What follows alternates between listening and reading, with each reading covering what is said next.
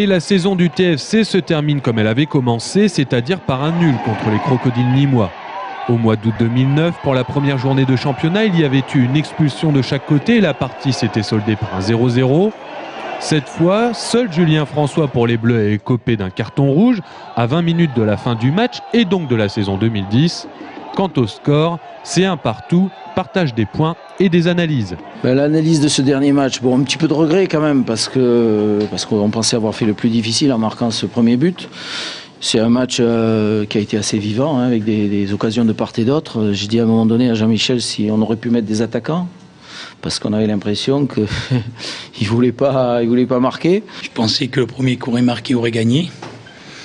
C'est ce qui prouve qu'on n'a pas lâché jusqu'à la fin. On a réussi à revenir sur l'adversaire. Mais c'est un match d'occasion de but loupé de part et d'autre. Et ça commence à la 12e minute avec la frappe de Mandriki détournée par Genevois. Les Nîmois dominent, mais c'est Serge Gagpé qui s'offre sans doute la plus belle occasion de la première période, seul devant le gardien. Lob raté. Les occasions ne manquent pas, les ballons non plus, mais c'est en deuxième période que le score évolue enfin. Nîmes ne parvient toujours pas à marquer à 11 contre 11.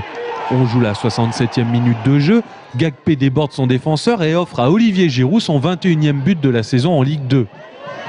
L'attaquant tourangeau confirme son statut de meilleur buteur de la Ligue 2.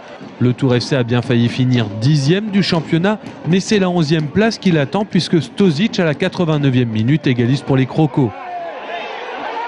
J'ai le sentiment que entre la 8e et la 10e place, on est à notre place.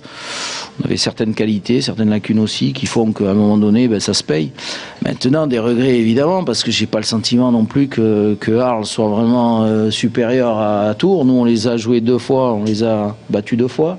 Du côté du Tours Football Club, le bilan sportif est équilibré avec 11 victoires, 11 défaites et 16 matchs nuls. Le TFC repartira sur de nouvelles bases pour son 3e exercice en Ligue 2 la saison prochaine. Et ce n'est jamais la plus évidente.